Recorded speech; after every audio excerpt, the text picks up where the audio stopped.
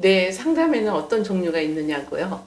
네, 우선 일반적으로 심리 상담, 그리고 기독교 상담, 성경적 상담, 그리고 영성 상담 치료 또는 뭐 영혼 치료라고도 하는데요.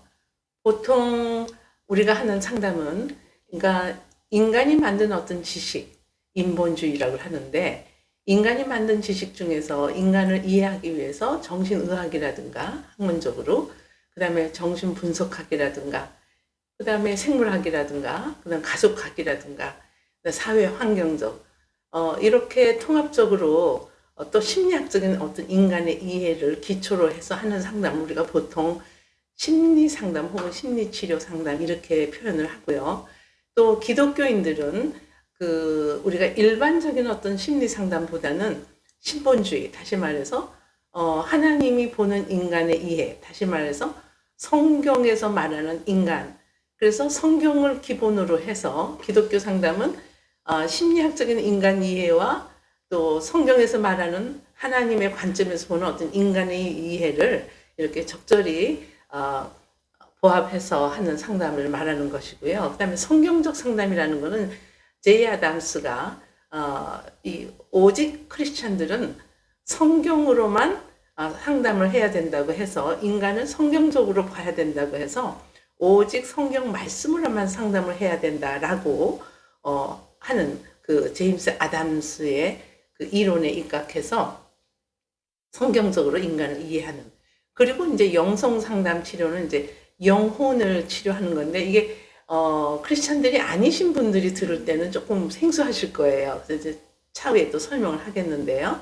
이렇게 상담의 유형을 나눌 수가 있겠고 또 뭐 크리스찬이 아니래도 다른 종교는 뭐 불교는 또 불교적인 인간의 이해가 있을 거예요.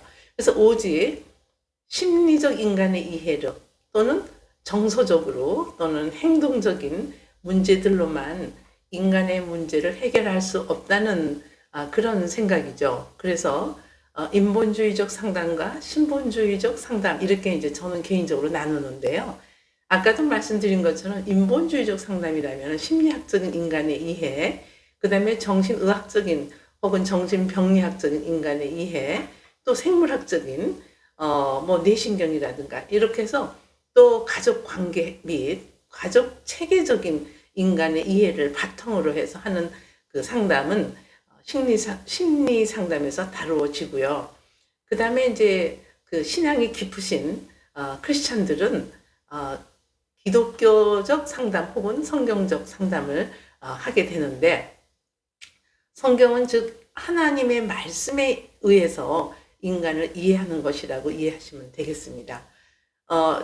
때때로 저희가 상담을 하다 보면 신청란에 뭐 불교인도 있고 또 천주교 카톨릭도 있고 그 다음에 이제 기독교인들도 있는데 기독교인이라고 썼을 때 제가 이제 신앙생활을 한 지가 얼마나 됐느냐 이제 물어보고 이분들은 뭐 교회에서 어떤 직분도 가지고 있고 또 신앙에서 얼마든지 기독교 상담이 가능하신 분이다 할 때는 제가 이렇게 기독교적 상담을 해도 되겠느냐 그래서 설명을 해주고 하는 경우가 있는데요. 그럼 무엇이 다르냐고요? 네.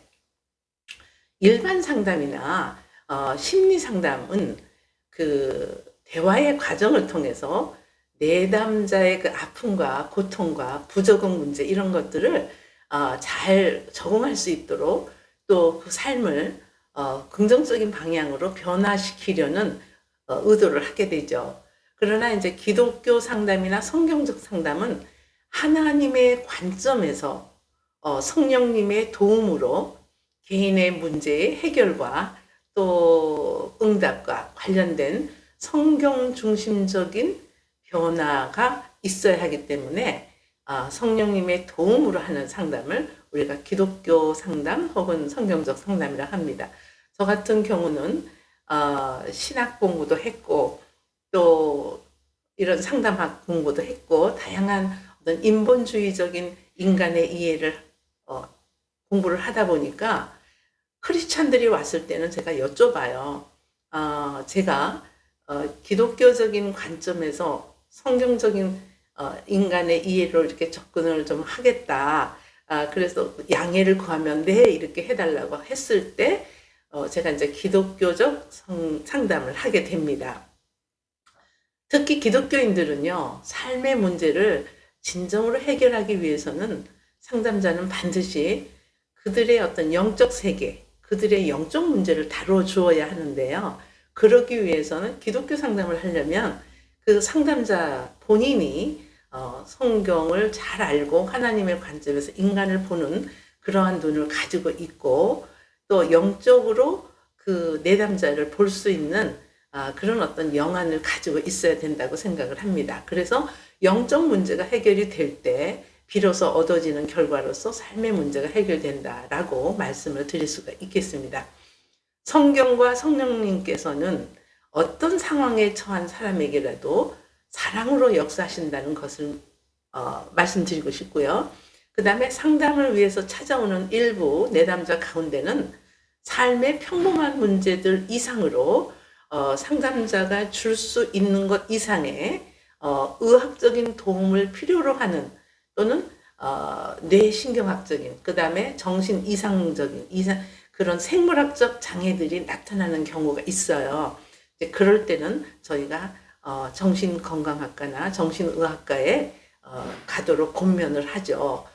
그래서 약물이 필요하신 분들도 있어요. 그래서 그 정신의학과나 정신건강학과에 가서 상담을, 진료를, 정확한 진료를 받게끔 하고 진단명을 얻게끔 하면서 또 이제 심리 상담을 하게 됩니다.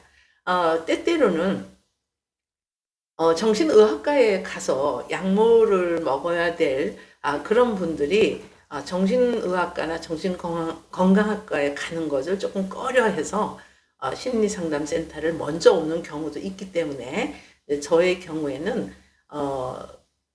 정신과에서 어떤 해결을 해야 될 이런 부분이 보이면은 정신의학과에 가서 검진을 좀 받아보도록, 그리고 약물 처방이 혹시 필요하시면은 약물 처방도 받을 수 있도록 그렇게 권면을 하면서, 그러면서 또 이제 상담을 이렇게 병행하는 그런 경우도 있습니다.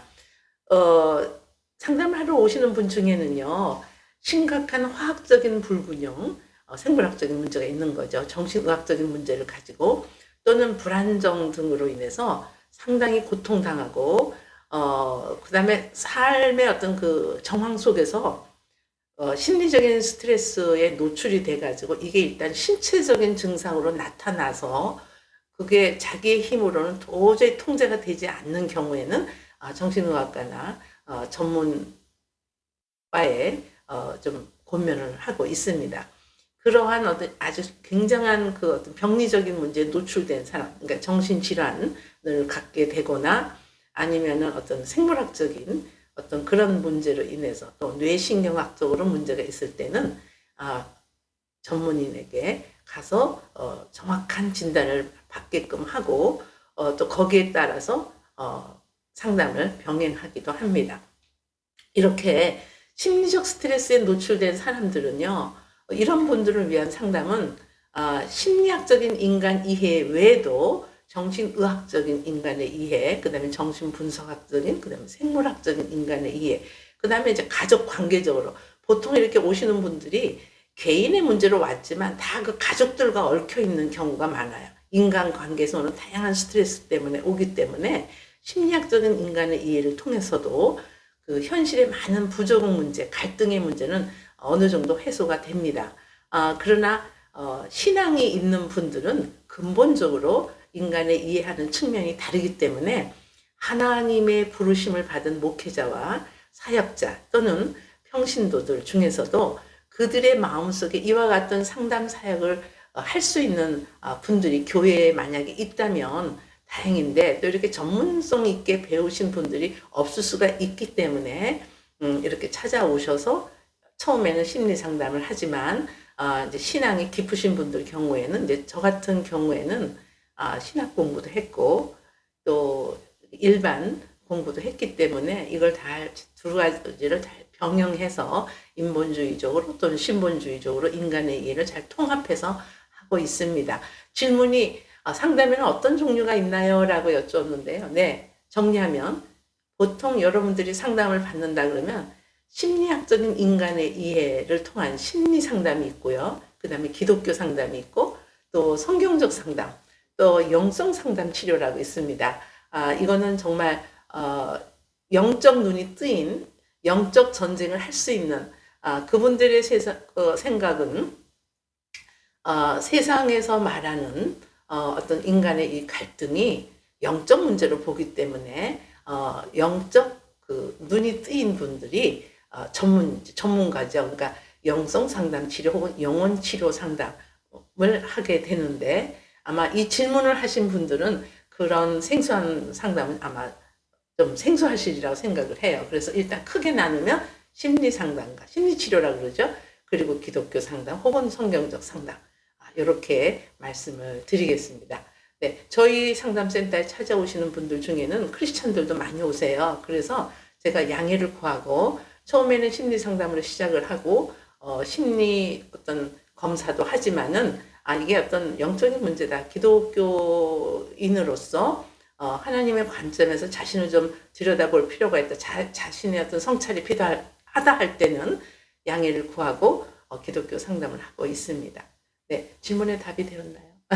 네, 오늘 여기까지 하겠습니다. 네, 김미영이었습니다. 감사합니다.